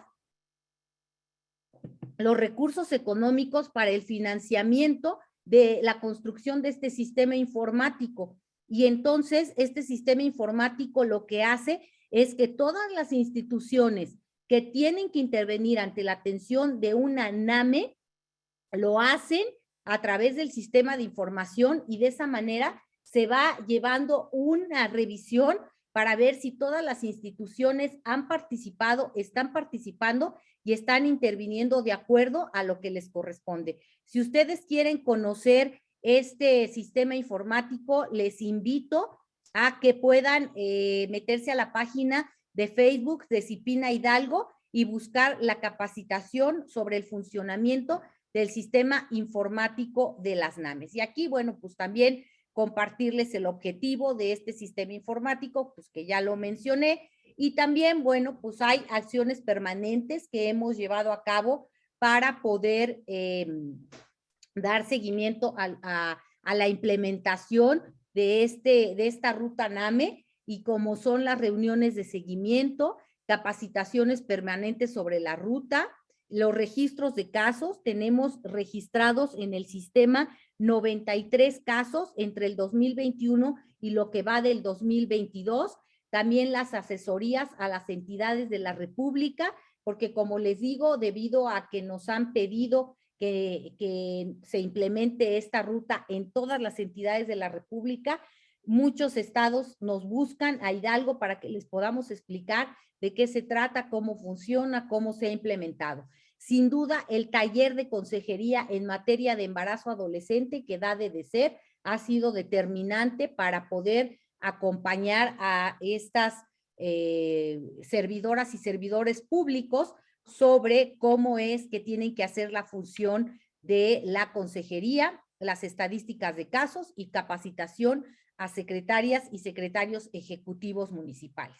También compartirles que en Hidalgo tuvimos la visita del representante regional para América Latina y el Caribe del Fondo de Población de Naciones Unidas, con el fin de llevar a cabo una revisión sobre el Programa Estatal de Cooperación, pero fundamentalmente para saber cómo es que viene funcionando la implementación de la ruta NAME. También hemos hecho diseño de materiales de difusión sobre lo que es la ruta y sobre estas intervenciones. Y para finalizar, pues yo lo que les diría es que estoy convencida que el Estado mexicano debe lograr que cada ciudadano garantice los derechos de niñas, niños, adolescentes en el espacio donde se encuentre y respete su dignidad humana. ¿Y esto qué quiere decir? Que todas y todas tenemos que ser garantes de estos derechos de las niñas y no estar esperando que una niña, un niño adolescente esté solo para vulnerarle su derecho. Al contrario, que donde se encuentre una niña, un niño adolescente, seamos nosotros el medio para protegerles y para poder respetar su dignidad humana. Con esto concluiría. He tratado de respetar el tiempo y bueno, pues estamos a sus órdenes para cualquier pregunta, para cualquier comentario. Muchas gracias. Muchísimas gracias, licenciada Claudia, y creo que es importante decir que Hidalgo es un gran referente sobre este tema y qué bueno que nos estén compartiendo sus buenas prácticas, porque eso también nos ayuda a caminar aquí en el estado conforme a lo que ustedes ya han aprendido, a entender también cuáles han sido estas prácticas que han llevado a cabo, los momentos en los cuales han difundido la información, cómo han involucrado a las organizaciones de la sociedad civil, que es fundamental para el trabajo con esta población y para en general todas las poblaciones. En conjunto, las instituciones con las organizaciones de la sociedad civil formamos este bloque y también tenemos este alcance mucho mayor que trabajar de manera individual. Muchísimas gracias, licenciada Claudia. Y ahora sí, vamos a pasar a la parte de preguntas y respuestas. Por aquí ustedes ya a lo largo de la sesión nos han compartido una serie de preguntas que tienen. De primera instancia, nombraría que preguntan sobre específicamente a la licenciada Claudia, que si podría repetir la información del curso que mencionó en su presentación. Claro que sí. Bueno, no sé de cuál de los cursos, porque, sí. Hay una asesoría sobre el sistema informático de las NAMES en Facebook, en el Facebook de Cipina Hidalgo. Esto es muy importante porque ahí se pueden dar cuenta cómo es que funciona ese sistema informático. Ese sistema informático es lo que viene a ser la gran innovación en la ruta, porque puede haber muchas acciones de articulación, pero de lo que se daba uno cuenta era que llegaba un momento en que ya no sabía la Procuraduría de Protección si el Ministerio Público había abierto la carpeta y el Ministerio Público ya no sabía si la Procuraduría de Protección hizo el plan de restitución de derechos y así sucesivamente, ¿no? Entonces, eso es lo que permite. Y otra cosa que quiero agregar es mostrarles este documento. Este documento es ya el documento que se llama Guía para la implementación de la ruta para la atención y protección integral de niñas y adolescentes madres o embarazadas menores de 15 años. En este documento se convirtió la ruta NAME que hicimos en Hidalgo, que a nivel nacional la retomaron y bueno, pues ya aquí tiene el logo, los logos oficiales de las instancias que participaron en la elaboración y también, ¿qué les pediría? Pues que ustedes se acerquen en sus entidades federativas a sus CIPINAS para preguntarles cómo es que están implementando esa ruta NAME en sus entidades, porque les reitero, el objetivo es que en toda la República Mexicana se implemente la ruta y se trabaje para poder erradicar y disminuir estos embarazos en niñas menores de 15 años. Gracias. Muchísimas gracias, licenciada Claudia. También por acá hay varias preguntas, entre ellas la primera dice, ¿qué hay con los padres que presionan a los niños desde casa para no tener un aborto? Me parece que esa es para la licenciada Jessica. Muchas gracias.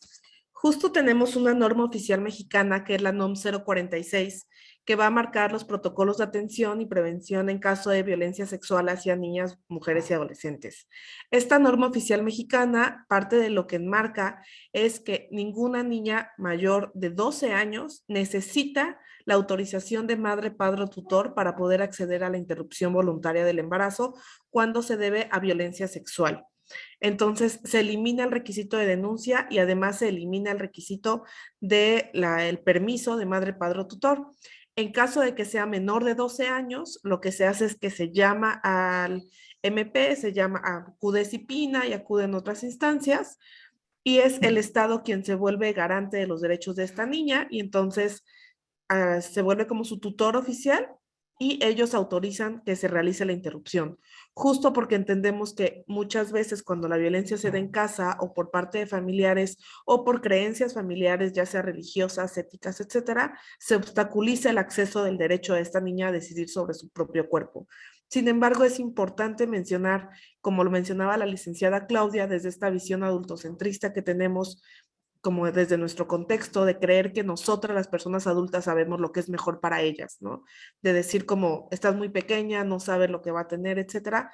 Tenemos que aprender a respetar y reconocer que quien es garante del derecho a decidir sobre ese embarazo es la niña, ¿sale? O sea, madres, padres y tutores somos garantes justamente de que acceda a este derecho, pero el derecho es de ella. Tú como madre o padre no puedes decidir si quieres que tenga ese derecho o no. Al contrario, te toca garantizarle que pueda acceder.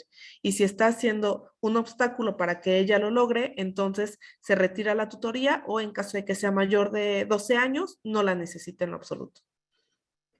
Muchísimas gracias, licenciada Jessica. Por acá también nos preguntan sobre, bueno, me parece que esto es más una afirmación. Por aquí dicen que con respecto al protocolo que nos presentó la doctora Sechi, es necesario que cada entidad tenga su símil estatal. O sea, que aterricen y contextualicen. Esto me parece que es más como una afirmación que una pregunta, pero por acá nos preguntan qué hay con las autoridades que según ellas dicen que están para proteger los derechos de los niños y no es así, ¿no? Les permiten a los hombres abusar económicamente de los niños, no dando pensión o también con los pretextos de que no tienen trabajo y así pasan por años. También quitan el derecho de tener dónde vivir y aún así las autoridades lo aceptan y dejan en desamparo a los hijos. ¿Alguna quisiera contestar esta pregunta? Sechi, y después vamos con la licenciada Claudia. Adelante. Sí, gracias. Sí, es importante reconocer que cualquier acto, la ley lo establece, que afecte la supervivencia económica de las víctimas, es violencia, ¿no? Y está en los códigos penales. En el caso de Chiapas viene desglosada la violencia económica y la sanción que se aplica. En el Código Estatal de Puebla no viene como tal desglosado, pero sí establece que la violencia familiar es toda acción o omisión que limite o vulnere física, psicológica, patrimonial, económica, etcétera, a las víctimas. Entonces, en ese sentido, por supuesto que se puede denunciar. Es importante que como servidores y servidores públicos que acompañamos estos casos vayamos generando ese camino, ¿no? Porque no existe esta tradición, digamos, de denunciar otras formas de violencia que están establecidos en nuestros códigos penales y que no necesariamente son la violencia física. Bueno, ya sea un poco entrenados, digamos, a las autoridades más para denunciar y para atender las denuncias por violencia psicológica, pero no otras formas de violencia, ¿no? Acuden a veces las mujeres por ejemplo, en el CEJUM llegan mujeres y dicen, yo no vivo violencia, ¿no? Yo vengo porque el papá de mis hijos no quiere cumplir con sus deberes alimenticios. Por supuesto que es violencia, ¿no? Es violencia económica y no solo se debe seguir por la vía familiar o civil, ¿no? El tema de los expedientes para generar pensión alimenticia, guardia y custodia y demás, sino también por la vía penal porque está incurriendo en un delito al no satisfacer, ¿no?, las necesidades económicas y afectar la supervivencia de esos niños y de esas niñas y esos niños. Entonces es importante denunciarla y bueno, si las autoridades no están cumpliendo con su deber, recordemos que es una violación a los derechos humanos, ¿no?, y denunciarla ante las instancias correspondientes, que en este caso son las comisiones estatales de derechos humanos, y hacernos acompañar de la sociedad civil, ¿no?, que tienen ese peso también para que estas quejas y denuncias sean promovidas de mejor manera. Muchísimas gracias, doctora Sechi, por esta precisión. Licenciada Claudia, ¿quisiera agregar algo más a esto que ya han comentado o pasamos a la siguiente pregunta?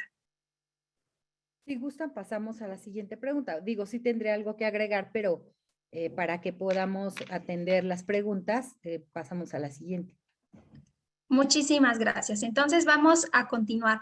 Por aquí también dicen, ¿qué proceso debe seguir en caso de que las autoridades hagan caso omiso de las denuncias tanto de violencia, abuso sexual y de derechos humanos? Creo que también es algo de lo que hemos estado comentando o acaba de comentar la doctora Sechi, entonces podemos dar por resuelta esa también. Y dicen, ¿qué pasa en caso de que nos topemos con algún hombre víctima de violencia doméstica? ¿En qué institución nos podemos apoyar? ¿Alguien quisiera contestar esta? Adelante, licenciada Claudia. Bueno, yo lo que quisiera contestar por alguna experiencia que hemos tenido acá, pues están los institutos de la Defensoría Pública.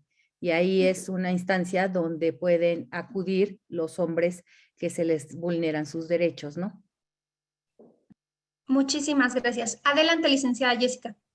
Pues aquí en Puebla también se ha canalizado pues a cualquier MP si no hay como obstáculos o directamente al DIF. El DIF al ser violencia en la modalidad familiar también aborda estos casos. Muchísimas gracias. Por aquí también dice, ¿qué pasa si sabemos del caso de un adolescente que está en manos de su madre, pero es madre agresora y la tiene incomunicada y su agresión es verbal? ¿Cómo podemos actuar en esos casos? Adelante, licenciada Claudia. Muchas gracias. Bueno, yo algo que quiero comentar es que durante mi presentación hice alusión a algunos términos importantes: interés superior de la niñez, derechos de niñas, niños, adolescentes, adultocentrismo, etcétera. ¿A qué me refiero con esto? Me refiero a que desde el CIPINA lo que estamos llegando a hacer en nuestro país es una revolución. ¿Y una revolución en qué sentido? La cultura se construye a través de siglos y tenemos una cultura patriarcal, abusiva, adultocéntrica, y la tenemos que cambiar. Y no va a ser fácil, por eso hablo que tenemos que hacer una revolución, porque tenemos que modificar, romper paradigmas y hacer y generar cambios. Y una de las cosas más importantes es lo que yo decía al final de mi presentación: todos tenemos la obligación de proteger y garantizar los derechos de niñas, niños, adolescentes. No podemos decir, es mi vecino, no es mi hijo, es su mamá, y pues ella sabe cómo lo educa y cómo lo trata. Tenemos que intervenir y tenemos que denunciar. Y si prácticamente analizamos los 20 derechos de niñas, niños, adolescentes, esa tiene que ser nuestro documento que nos permita pensar cuando vemos un caso de alguna vulneración de derechos, si se está vulnerando, y entonces tenemos que denunciar. ¿Y a dónde tenemos que denunciar? A las Procuradurías de Protección, al Ministerio Público, a CIPINA, a donde sea. Tenemos que denunciar y tenemos que informar que algo está pasando y que no es correcto. Y entonces ya tiene que intervenir la Procuraduría de Protección, tiene que hacer una restitución de derechos y se verá si esa persona adulta tiene la posibilidad de seguirse haciendo cargo de ese niño o esa niña o no, sea su mamá, sea su papá, sea su tutor, sea quien sea. Les comento que hace poco una servidora pública de una institución me vio y me dijo, licenciada, necesito que pueda intervenir porque esta persona que trabaja conmigo le quitaron a su hijo.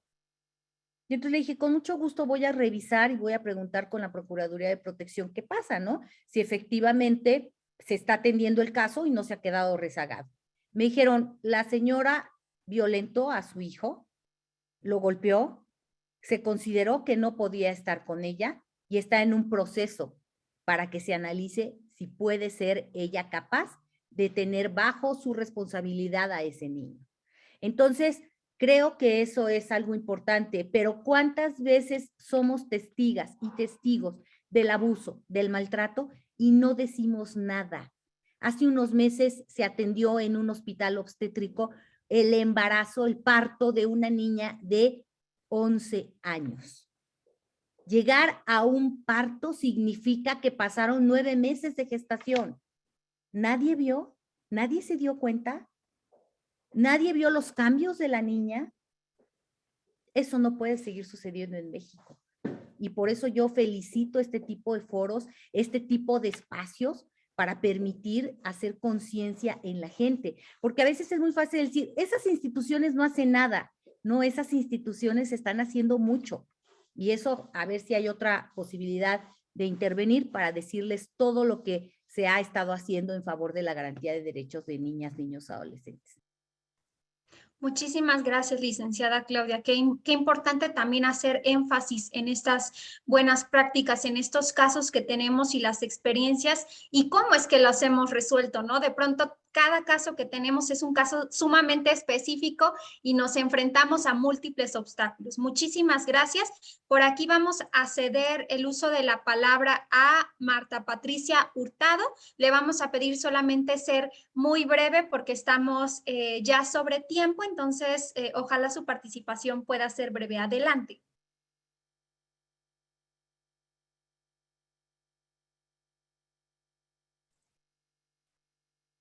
No sé si está teniendo problemas para activar su audio. Por aquí también tenía la mano levantada, me parece que Germán, si quisiera también Germán Lara hacer uso de la palabra.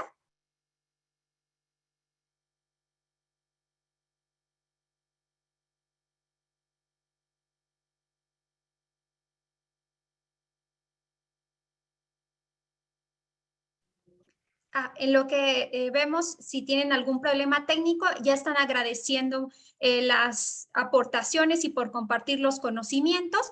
Por aquí también nos dicen que denunciar con abogados es un proceso que cuesta mucho dinero y que por lo tanto también pues cuesta mucho seguir en ese camino y se abandona y no solo dinero, sino también pues mucho desgaste también emocional de las familias, de las víctimas y por lo tanto entendemos que eso también les hace desistir de estas denuncias.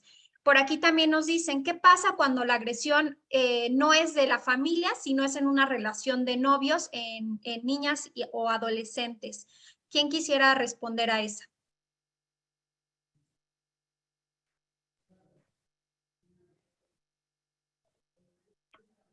Es importante reconocer que en muchos de estos casos la edad de este supuesto novio, ¿no? Tiene una relación, una jerarquización y un ejercicio del poder muy claro. Entonces, muchas veces, y es lo que nos hemos encontrado, que en la mayoría de los casos, estas niñas menores de 15 años que tienen una relación de noviazgo con la persona con la que ejerció esta violencia sexual, pues justamente es mucho mayor, ¿no? Estamos hablando de 18, 19, hemos encontrado casos de niñas de 12 años con novios de 35 años. Entonces, aun cuando digan que es su novio, habíamos platicado un poquito del tema de la coerción, ¿no? Aun cuando digan que querían, aun cuando digan que tenían una relación, es violencia sexual. Tenemos que aprender a llamarla así, tenemos que aprender a perder ese miedo, ¿no? Porque decimos violencia sexual, claro que todos estamos en contra de la violencia sexual contra las niñas, ¿no? Y son unos enfermos y así. Y la verdad es que no, la verdad es que es mucho más común, que hemos aprendido a normalizarla, que hemos aprendido a que se nos haga, como bien mencionaba la licenciada Claudia, lo más normal del mundo ver a una niña embarazada, cuando es algo sumamente preocupante, porque justamente, ¿no? Cada embarazo infantil en el 99% de los casos es violencia sexual. Muchísimas gracias, licenciada Jessica. Y justamente vamos a abrir un espacio para que todas puedan comentar sus últimas impresiones para ir cerrando este foro. Les vamos a pedir ser breves. ¿Quién quisiera hacer uso de la palabra primero? Adelante, licenciada Claudia. Después vamos con la doctora Sechi y por último con la licenciada Jessica. Muchas gracias. Pues algo que siempre les digo y les recomiendo es que salgamos a la calle y entremos a la casa y entremos a las oficinas con unos lentes de perspectiva y enfoque de derechos de niñez, adolescencia y de género. Y esto significa que es ver las cosas diferentes a como la ve el total de la población todos los días. Esto significa que sepamos que tienen derechos y que si se están vulnerando, se tienen que denunciar, se tienen que atender. Lo otro que yo quisiera comentarles es que desde las acciones que se están impulsando para la garantía de derechos de niñas, niños, adolescentes, es importante destacar la prohibición del matrimonio en niñas menores de 18 años. Esto prácticamente me parece que solamente son 2 entidades de la República las que todavía no logran esta prohibición. ¿Y por qué es importante? Muchos dirán, pero de todas maneras se siguen juntando y de todas maneras siguen teniendo hijos. Pero el punto es que el Estado como tal no permite esas uniones como tal que diga matrimonio. Y esto es un avance importante y también es una de las recomendaciones del comité. Otra, la prohibición expresa del castigo corporal y el trato humillante en contra de niñas, niños, adolescentes. También esto es bien importante y dirán, pero de todas maneras les pegan y de todas formas los tratan mal. ¿Pero qué creen? Que ya los documentos normativos legales no permiten el castigo corporal y eso es algo bien importante. También esta ruta NAME que les acabamos de presentar y que es un logro importante y un avance y una respuesta que las instituciones le están dando a la sociedad. Y también algo que quiero agregar es, por ejemplo, un protocolo para la atención de niñas, niños, adolescentes víctimas de violencia. Es un protocolo interinstitucional que hizo CIPINA junto con la policía, la Secretaría de Seguridad Ciudadana, y es ese protocolo que utiliza la gente del 911 cuando recibe una llamada telefónica. También unos lineamientos para la protección de niñas, niños, adolescentes durante los procesos electorales, para que no sean utilizados en procesos electorales, y así podría citarles otro cúmulo más de documentos, de lineamientos, de estrategias que se están haciendo para la protección y garantía de derechos de niñas, niños, adolescentes. Entonces, sin duda, la colaboración, la participación y fundamentalmente la difusión de todas estas acciones es lo que nos permitirá, sin duda, construir una mejor sociedad y poder proteger a las niñas, a los niños y a las adolescentes de la violencia. Muchas gracias. Muchísimas gracias, licenciada Claudia, por estar el día de hoy, compartirnos también su experiencia acerca de estos temas. Sin duda ha sido muy interesante escucharle. Muchísimas gracias. Adelante, doctora Sechi.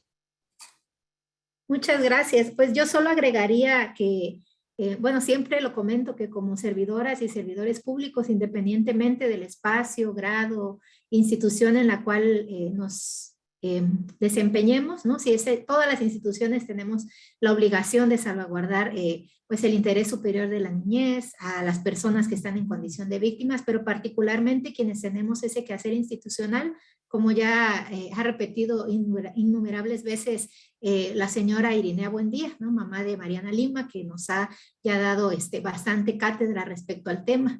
Podemos prevenir los feminicidios, ¿no? Todos los feminicidios son prevenibles y como servidoras y servidores públicos actuamos como nos corresponde, ¿no? Reconocer que cuando una mujer llega a una institución o acude o realiza un llamado a una institución, aún con el nivel de desconfianza que existe en las instituciones, con la impunidad que existe para el acceso a la justicia de las mujeres, es porque esa mujer está desesperada, no es porque su vida realmente corre peligro, ¿no? Entonces, atendamos de manera oportuna esos llamados y también reconozcamos, ¿no? que el ciclo de la violencia existe, ¿no? Y que las mujeres muy probablemente puedan regresar con su agresor, ¿no? Mujeres dice que incluso esa vuelta del ciclo puede ocurrir hasta 40 veces. Entonces, si una mujer acude a nosotras hasta 40 veces, pues 40 veces tenemos que brindarle el servicio de la manera más integral y oportuna posible. Y bueno, agradecer nuevamente a Equidad, a las compañeras de Debe Ser Puebla, a la licenciada Claudia también, un gusto compartir con ustedes este espacio y a todas las personas que permanecieron durante el foro. Gracias. Muchísimas gracias, doctora Ceci. Qué interesante y qué importante abordar también este tema de los feminicidios. Justamente el día de ayer se cumplieron 2 años del feminicidio de una niña de 2 años aquí en Puebla, Alison Gabriela, y que todavía está en el limbo de la injusticia. Entonces, qué fuerte mensaje justo hay muchas formas de poder prevenir esta violencia y los feminicidios, específicamente pues el feminicidio infantil. Muchísimas gracias. Adelante, licenciada Jessica. Muchas gracias. Pues recordar nada más para cierre que la violencia sexual hacia niñas, hacia adolescentes, la violencia y el maltrato es un tema que nos toca a todas y a todos, ¿vale? No es solamente un tema, sobre todo de funcionarias y funcionarios públicos, pero en el que todas y todos tenemos una responsabilidad social muy grande. Decirles a todas las personas que están conectadas que se acerquen a las organizaciones de la sociedad civil, que se acerquen a nosotras, que juntas podemos unir esfuerzos y trabajar en pro de los derechos de niñas, niños y adolescentes. A veces es un poco complejo, yo lo entiendo, en Puebla ha sido un poco complejo este trabajo entre instituciones y organizaciones de la sociedad civil, pero creo que poco a poco vamos caminando más cerca, más unidas y teniendo grandes logros. Entonces, hemos trabajado en estos 3 municipios ahorita, que es Coronango, Cuautlancingo y San Pedro Cholula, desde hace varios años ya en Puebla, San Andrés Cholula, Huejotzingo, y bueno, actualmente nos encontramos, tuvimos una mudanza y estamos trabajando también en Chautla de Tapia. Entonces, si se encuentran dentro de estas localidades, Chautla de Tapia, Huehuetlán, Atencingo, etcétera, pues que sepan que pueden buscarnos, que pueden contactarnos y que podemos ver la manera de trabajar en conjunto. Muchas gracias, me dio mucho gusto escucharles, licenciada Claudia, doctora Sechi, qué placer poder compartir con ustedes este espacio y gracias a todas y todos los que se conectaron. Gracias, licenciada Valeria y a Equidad. Muchísimas gracias a todas nuestras ponentes y también a todas las personas que se mantuvieron aquí escuchándonos. Por aquí les están agradeciendo muchísimo compartir sus conocimientos. Ya estamos sobre tiempo, entonces vamos a dar por culminado este foro del día de hoy. Muchísimas gracias por estar aquí. Recuerden que este foro va a estar también en nuestro canal de YouTube de Equidad para que puedan consultarlo y sobre todo compartirlo y verlo las veces que ustedes crean necesario también para ir entendiendo y desmenuzando toda esta información y experiencia que nos han compartido las ponentes. Quisiera agradecerles a todas y todos y eso sería todo por el día de hoy. Muchísimas gracias.